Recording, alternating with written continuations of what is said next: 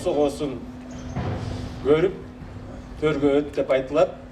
Сондықтан біздің меймандос мамлекетіміз Қырғыз Республика, біз туристерді күтөбүз, туристерді чакырабыз, туристерді коноктойбуз, туристерді біз меймандостугубузду көрсөтөбүз. Ошондуктан Акылбек Үсөнбекович Жапаровдун демилгеси менен, анын тапшырмасы менен бүгүнкү борборубуз ачылууда.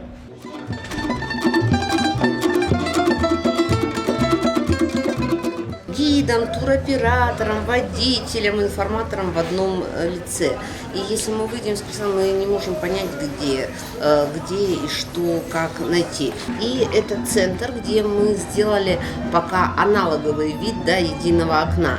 Мы, то есть, используя то, что необходимо сейчас людям, то есть вот они приезжают.